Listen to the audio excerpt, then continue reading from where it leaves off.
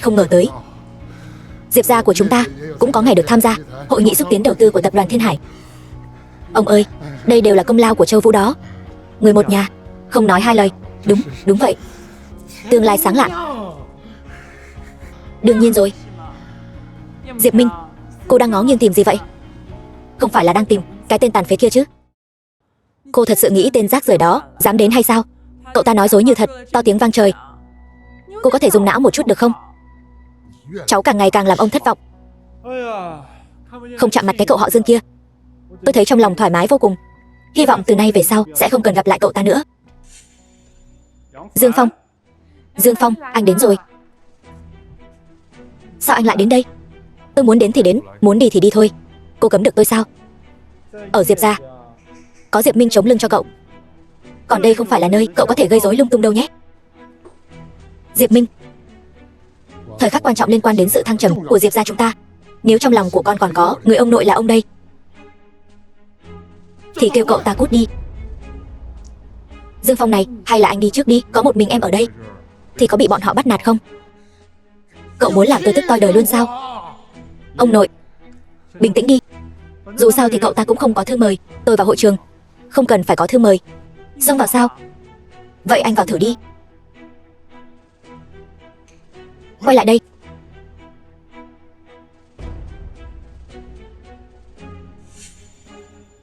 Anh ta vào trong rồi.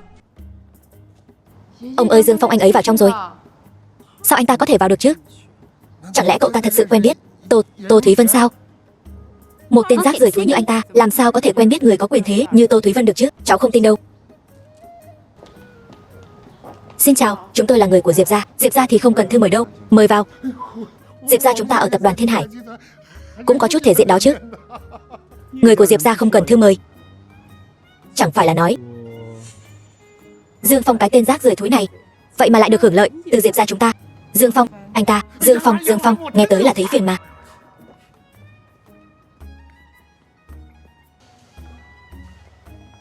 Tôi vào rồi này. Nói gì đi nào? Còn không phải là do được hưởng lợi từ Diệp gia chúng tôi sao? Rốt cuộc là có biết xấu hổ hay không vậy? Hưởng lợi của mấy người sao? Còn không phải sao? Một nơi trang trọng như thế này, nếu như không có Diệp gia chúng tôi thì cả đời này cậu cũng đừng mơ vào được. Còn không mau quỳ xuống dập đầu hai cái với tôi. Diệp gia không cần thư mời là do chị Tô sắp xếp đó. Chị Tô sao? Sao anh không gọi người ta là mẹ tôi luôn đi? Buồn cười quá đi. Cũng đã gọi là chị Tô rồi, có thể thấy được cậu với Tô tổng thân thiết như thế nào rồi. Hay là cậu kêu Tô tổng giúp Diệp gia nâng cấp sao lên một chút đi. Minh, chuyện đánh giá sao cô cứ yên tâm. Tôi đảm bảo với cô, nhất định sẽ là 3 sao trở lên. Nói như vậy thì Diệp gia chúng tôi còn phải cảm ơn anh nữa sao? Nếu như mấy người còn có lương tâm thì quả thật là nên cảm ơn tôi đi. Nói khoác mà không biết ngượng. Ông nội, không nên so đo với một thằng điên. Không phải là trúng kế cậu ta rồi sao? Buổi trưa cháu đã đi ăn cơm với trưởng phòng Hồ rồi. Trưởng phòng Hồ nói sao? Trưởng phòng Hồ không nói rõ, nhưng mà cháu đã nắm được đại khái ý chính. Việc khôi phục lại xếp hạng sao như cũ theo lý thuyết là không có vấn đề gì. Vậy thì tốt quá rồi. Ông nội, ông nói xem, nếu như nhà chúng ta không có Châu Vũ thì phải làm sao đây? Ai là người quan trọng với Diệp gia, trong lòng ông biết rõ. Tầm quan trọng của Diệp Minh đối với Diệp gia là thứ mà mấy người không thể tưởng tượng được. Anh không nói chuyện, không ai nói anh câm đâu. Trưởng phòng Hồ đến rồi. Trưởng phòng Hồ, chúc mừng ông cụ nhé. Yên là thứ hạng sao của Diệp gia đã được nâng lên 5 sao rồi. 5 sao sao? Thật sự không biết làm thế nào để cảm ơn trưởng phòng Hồ đây. Cảm ơn tôi làm gì chứ? Trưởng phòng Hồ, Châu Vũ gọi anh đến là anh đã giúp đỡ Diệp gia nâng hạng lên 5 sao thì không phải chúng tôi nên cảm ơn anh sao? Bộ Diệp gia mấy người định hại tôi sao? Trưởng phòng Hồ có ý gì vậy? Tôi không có tư cách nâng hạng Diệp gia lên 5 sao. Những lời như vậy sau này đừng có nói nữa nhé.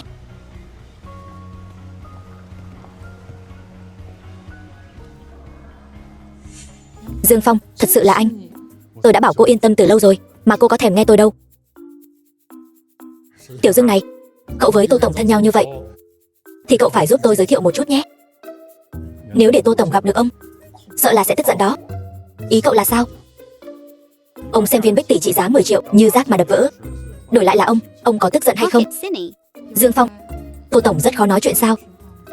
Đối với kẻ mà cô ấy không thích thì cô ấy vô cùng khó nói chuyện. Mong nghĩ cách nào đó đi.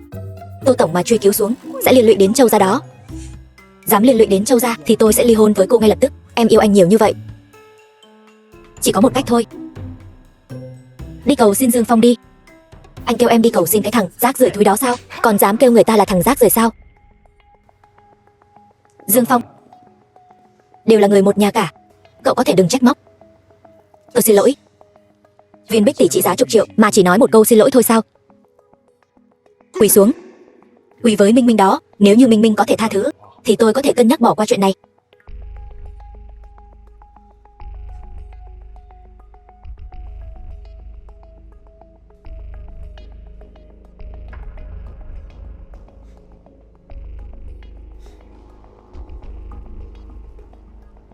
Bảo tôi quỳ với anh sao? Anh nhận nổi cái quỳ này không? Cái đồ rác rưởi thúi. Diệp Như, sao lại ăn nói với Tiểu Dương như vậy? Em muốn ly dị đúng không? Mọi người nhìn đi.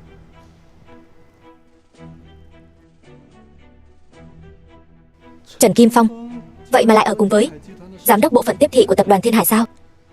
Chuyện này có nghĩa là gì sao? Trịnh Ngọc Minh, Trịnh tổng là người mà trưởng phòng Hồ có thể so sánh sao? Cấp cao thực sự của tập đoàn Thiên Hải. Thời điểm này mà Trần Kim Phong và Trịnh Ngọc Minh lại ở cùng nhau là để xem xét lại hợp đồng nâng cấp xếp hạng sao của tập đoàn chúng ta. Còn không hiểu sao hả? Cô đúng là hết thuốc chữa rồi mà. Anh mới hết thuốc chữa đó. Vừa mới đánh Trần thiếu gia, bây giờ lại cướp công của Trần thiếu gia. Anh có bao nhiêu cái mạng chứ? Thấy chưa, ông đã nói rồi. Từ 1 sao điều chỉnh thẳng lên 5 sao thì chỉ có Trần thiếu gia mới có cái năng lực này mà thôi. Sức mạnh của Trần gia đã đạt đến mức này rồi sao? Khoan hãng nói. Trần thiếu gia và Trịnh tổng qua đây rồi. Diệp tổng, chúc mừng nhé. Tôi sẽ phụ trách việc hợp tác với Diệp gia. Sau này hãy chiếu cố nhiều hơn nhé. Là Trịnh tổng chiếu cố chúng tôi mới đúng. Minh Minh, làm đối tác 5 sao của tập đoàn Thiên Hải là món quà cưới đầu tiên anh dành tặng cho em. Thấy thế nào? Có thích không? Trần thiếu gia, món quà lớn này của cậu, Diệp gia chúng tôi không biết làm sao để báo đáp. Ông nội, chúng ta là người một nhà, không cần nói hai lời đâu. Vì Minh Minh mà đánh đổi tất cả, cháu cũng nguyện ý. Minh Minh, mở to mắt ra nhìn cho rõ. Cái gì mới là đáng tin cậy? Chọn đàn ông thì phải chọn người như Trần thiếu gia đây, không giống như một số người nào đó. Thằng mù này sao còn ở đây nữa vậy? Ai mà biết được chứ. Giống như cái đuôi chó vậy đó. Cậu ta nói việc nâng Diệp ra lên 5 sao chính là công lao của cậu ta đó. Anh ta còn bắt tôi quỳ xuống nữa đó. Tôi thấy cậu chán sống lắm rồi đó. Mắt của anh đã bắt đầu xuất hiện triệu chứng khó chịu rồi đúng không? Không sao, bụi bay vào mắt thôi.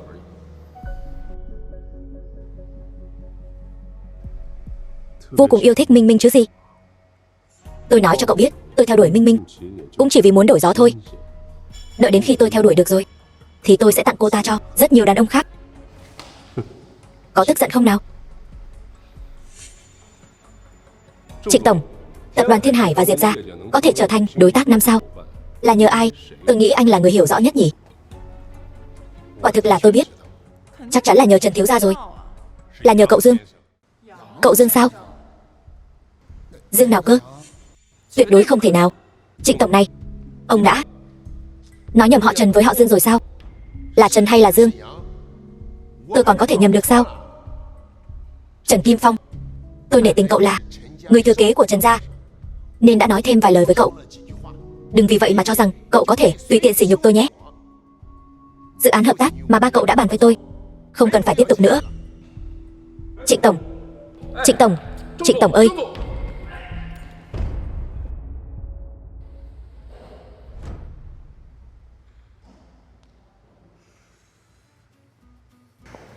Tiểu Dương, cháu đó uống nhiều súp gà vào nhé.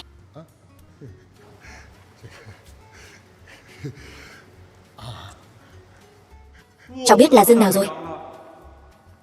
Số điện thoại của Dượng cháu. Dượng của cháu họ Dương đó, Dượng Dương Bình. Đúng đó, cháu nhớ ra rồi. Dượng của chúng cháu là nhà cung cấp lớn nhất của tập đoàn Thiên Hải.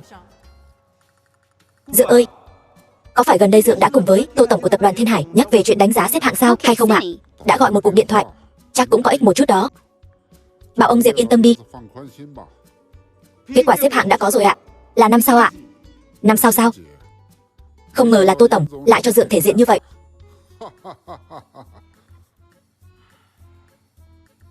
Lần này thì cậu không thể cướp công được nữa rồi nhỉ.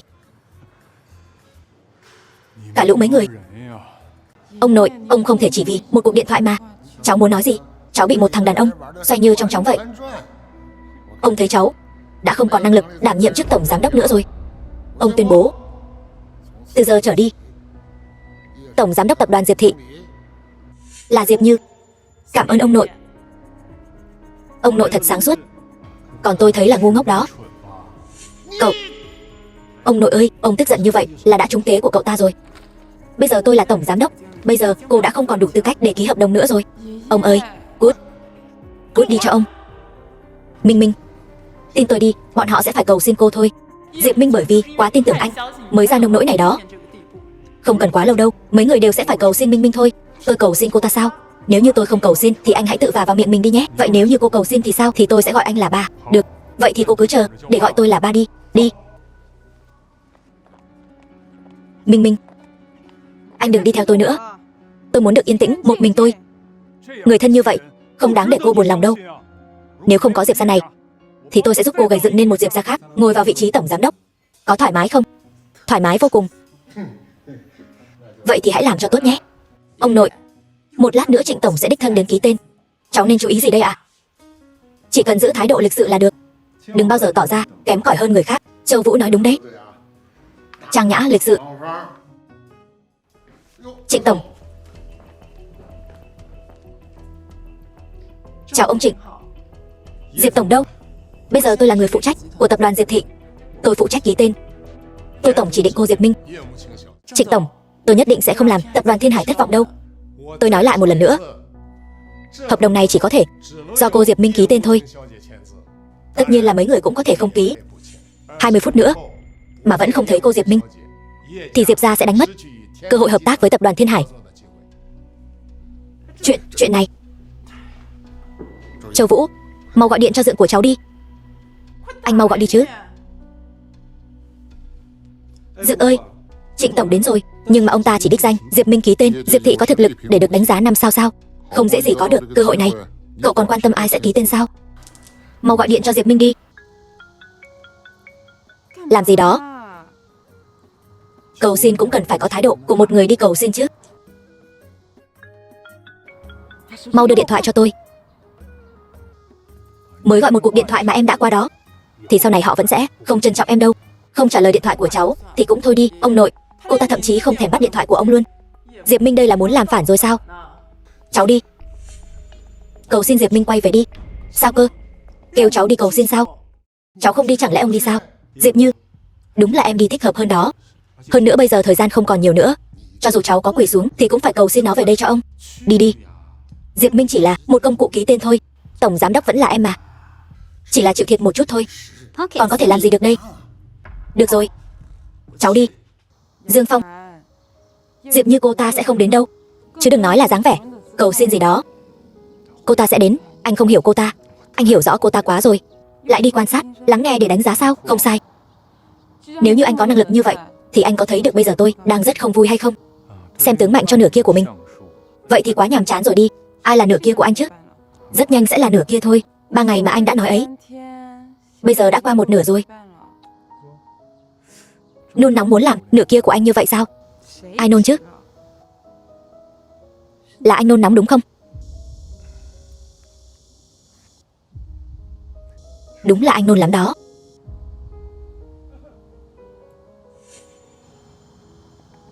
Diệp Minh, bây giờ là lúc nào rồi mà cô vẫn còn dây dưa với anh ta vậy hả? Trịnh tổng đã đến công ty rồi. Ông nội vì muốn cô chứng kiến khoảnh khắc huy hoàng của Diệp gia nên đã đẩy thời gian ký hợp đồng xuống 20 phút rồi. Còn không mau theo tôi về nhà.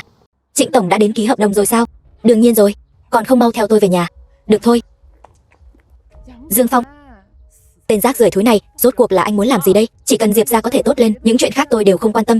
Dương Phong, anh là muốn ngăn cản Diệp Minh chứng kiến thời khắc huy hoàng của Diệp gia đúng không? Nếu như anh thực sự vì tốt cho Diệp Minh thì hãy để cô ta về nhà với tôi. Đây là thái độ cầu xin của cô sao? Trịnh tổng đã chỉ đích danh Diệp Minh ký tên, vậy nên cô mới đến đây đúng không? Nói nhảm. Là ông nội. 20 phút sắp qua rồi này. Diệp Minh, chị sai rồi. Chị biết là em vẫn luôn vì lợi ích của Diệp gia. Em hãy quay về với chị nhé. Cô biết rõ là Diệp Minh sẽ cống hiến hết mình vì Diệp gia, cho nên cô mới ngang nhiên bắt nạt cô ấy, có đúng không? Tôi không có, tôi chỉ hy vọng Diệp gia sẽ lớn mạnh hơn thôi. Cô đã từng coi Diệp Minh là người một nhà chưa? Quá giờ rồi, thì còn muốn trở thành đối tác 5 sao của tập đoàn Thiên Hải sẽ không dễ dàng được như vậy nữa đâu. Rốt cuộc là anh muốn tôi làm gì đây? Quỳ xuống nhận sai.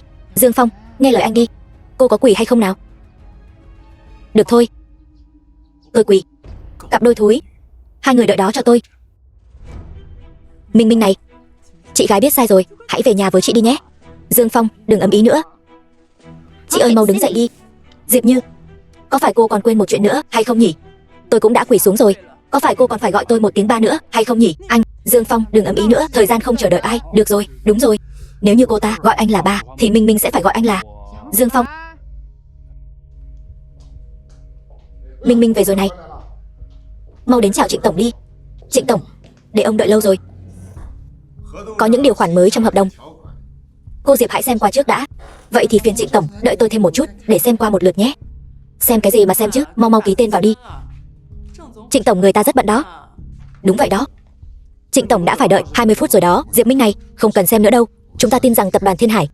Cô Diệp cứ từ từ mà xem đi nhé. Tôi không vội đâu. Việc tập đoàn Thiên Hải nhượng bộ như thế này. Sao vậy? Lợi nhuận cao hơn 10% so với các đối tác khác. Đây là ý của Tô tổng. Chuyện này là quá chiếu cố cho tập đoàn Diệp thị chúng tôi rồi. Cô có thể đừng bối rối như vậy mãi được không? Có thể ký tên trước đã được không? Mỗi tháng cùng Tô tổng uống trà chiều một lần cũng là ý của Tô tổng đó. Được, không vấn đề gì, có thể ký rồi. Chữ ký này hiện tại chưa thể ký được. Anh là ai mà ở đây là hét ầm ĩ chứ? Dám ngăn cản sự hợp tác của Diệp gia và tập đoàn Thiên Hải. Mau nói cho tôi biết là ai đã cử anh đến đây. Trịnh tổng ơi, ông đừng hiểu lầm, cậu ta không phải người của Diệp gia chúng tôi, không đại diện cho thái độ của Diệp gia chúng tôi được. Tôi sẽ gọi người tống cổ cậu ta ra ngoài ngay. Đợi đã, tôi trái lại muốn nghe thử xem ý của cậu ta là gì.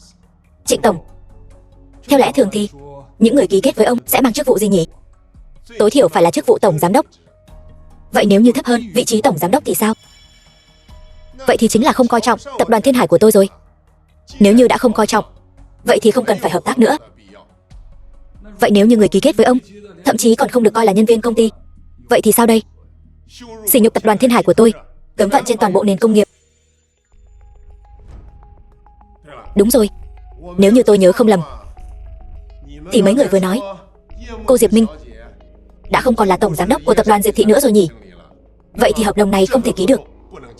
Thằng rác rưởi thúi, anh cố ý muốn làm hại Diệp gia chúng tôi sao? Thật độc ác mà. Trịnh tổng này, có lẽ là do tôi nói không rõ ràng. Diệp Minh chỉ là có một kỳ nghỉ ngắn hạn thôi. Hôm nay nghỉ phép kết thúc, con bé vẫn là tổng giám đốc của Diệp thị chúng tôi. Ông nội, chuyện này làm sao được chứ? Cháu câm miệng lại. Tổng giám đốc của Diệp thị chỉ có một mình Minh Minh thôi. Đối tác ký kết phải là cô Diệp Minh đây. Đây là quy định bắt buộc. Nếu như ông cụ đồng ý thì chúng tôi sẽ ký kết ngay bây giờ. Hoàn toàn đồng ý. Còn không mau ký tên đi. À đúng rồi, ký tên.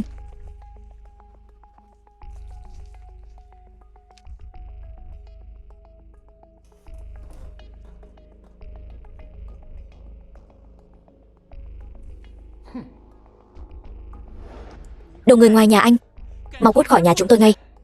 Diệp tổng còn chưa đuổi tôi đi, cô có tư cách gì chứ? Hay là phải gọi tôi là ba, cô mới dễ chịu hả? Anh. Được thôi, chúng ta cứ chờ mà xem. Hôm nay vui thật đó. Chúng ta sẽ không bị bọn họ ảnh hưởng nữa rồi. Đúng rồi, người phụ nữ bên đường khi nãy rốt cuộc là ai vậy? Tô tổng đó. Người bình thường rất khó để gặp Tô tổng, nhưng mà trên hợp đồng đã viết mỗi tháng sẽ cùng với cô ấy uống trà chiều một lần. Đến lúc đó đợi xem tôi vạch trần anh như thế nào. Đúng, anh đợi em vạch mặt anh nhé. Anh đã giúp tôi lấy lại vị trí tổng giám đốc, còn giúp tôi xả giận nữa.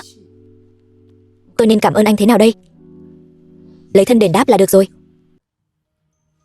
Alo ba, sao vậy ạ? Mày vẫn còn mặt mũi hỏi sao vậy nữa sao?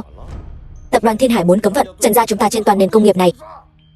Mày là cái đồ bất hiếu, hại Trần gia thảm rồi.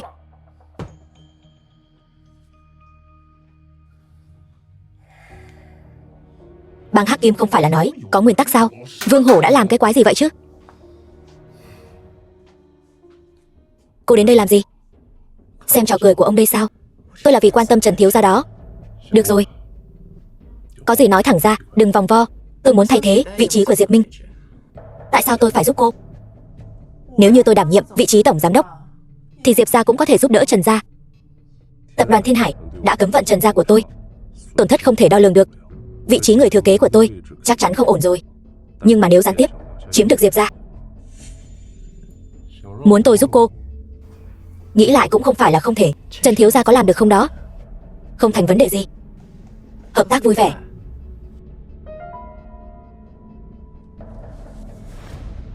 Trần thiếu gia, đây là bệnh viện. Ông đây muốn ở bệnh viện đấy.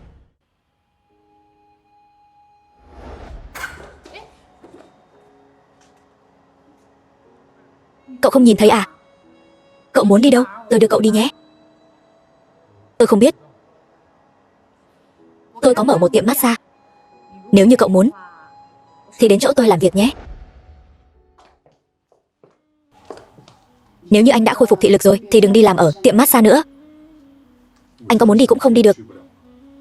Anh bị bà chủ đuổi việc rồi. Không sao đâu. Anh có thể đến làm thư ký cho tôi. Thư ký nam sao? Anh còn chê sao? Được thôi. Nếu như em không muốn lấy thân báo đáp, vậy cứ để anh lấy thân báo đáp vậy. Đây là công ty. Đừng nói lung tung. Đừng cử động. Sao cơ?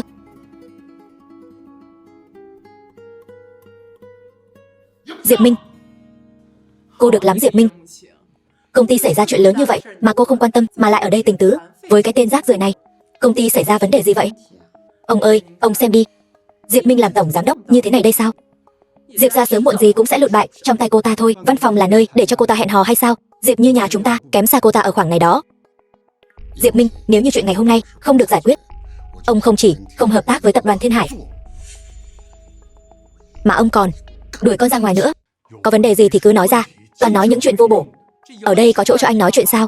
Cậu vẫn chưa kết hôn với Diệp Minh mà đã tự coi mình là người của Diệp gia rồi sao? Sao vậy? Nói vấn đề rồi, cậu có thể giúp tôi giải quyết vấn đề này sao? Biết đâu có thể. Chắc chắn là anh ta sẽ nói có thể rồi. Dù sao thì nói khoác cũng chẳng mất tiền. Mọi người đừng cãi nhau nữa. Ông ơi, rốt cuộc là đã có chuyện gì vậy? Chúng ta vừa mới ký xong hợp đồng với tập đoàn Thiên Hải thì đơn đăng ký sản phẩm hợp tác đã bị Sở Công Thương từ chối rồi. Vừa mới gửi qua thôi mà đã có kết quả rồi sao? Cái này còn có thể có giả sao? Cô làm ở Sở Công Thương sao? Sao vậy? Muốn đổ lỗi chuyện hợp đồng không được xét duyệt lên đầu của tôi sao? Nếu như không có chút liên quan gì với cô thì... Ông ơi, anh ta muốn đánh cháu. Để ông xem nó có dám không? Diệp Minh này, rốt cuộc là cháu có thể quản được cậu ta hay không? Nếu cậu dám động vào một ngón tay của vợ tôi thì ông đây sẽ liều mạng với cậu. Anh liều mạng vì cô ta, vậy mà cô ta lại cắm lên đầu anh một cặp sừng đó. Ý cậu là sao? Anh đừng có nói lung tung. Anh ta bị điên rồi, anh đừng nghe anh ta nói nhảm. Rốt cuộc là cậu có ý gì hả? Cặp sừng này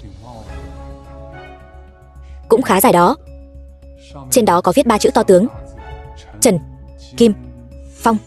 Dám vu khống tôi sao? Tôi liều mạng với anh. Rốt cuộc là mấy lời cậu ta nói có đúng hay không hả? Anh ta nói chuyện rất tùy tiện, anh cũng biết mà. Châu Vũ, cháu thà tin tưởng một người ngoài chứ không thèm tin tưởng vợ của mình sao? Diệp Minh, nếu như cháu không quản lý được cậu ta thì đừng đưa cậu ta qua đây nữa. Bây giờ công ty đang phải đối mặt với vấn đề lớn. Đây là vấn đề cấp bách nhất mà chúng ta cần giải quyết. Đúng vậy, vấn đề lớn của công ty. Châu Vũ này, có cách nào không?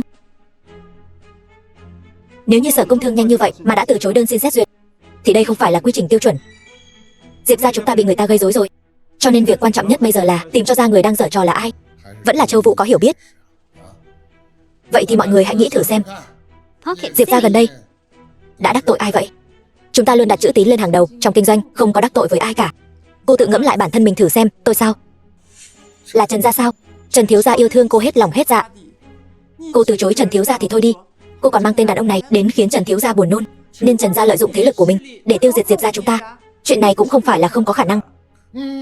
Rất có thể đó. Diệp gia cũng vì cháu đã phải chịu bao nhiêu khó khăn. Nếu Diệp gia không có Diệp Minh thì mấy người chẳng là cái thá gì cả. Sao anh không nói là nếu Diệp gia không có anh thì chả là cái thá gì luôn đi? Cậu có bản lĩnh như vậy thì hãy đi giải quyết vấn đề này đi. Minh Minh, anh đưa em đi giải quyết vấn đề. Ông ơi, ông thấy chưa? Công ty đang xảy ra chuyện lớn như vậy mà hai người họ còn đi hẹn hò. Diệp Minh, rốt cuộc cháu có biết phân biệt nặng nhẹ hay không vậy hả? 2 tiếng nữa mà không về thì hai đứa tụi bay cút hết luôn đi.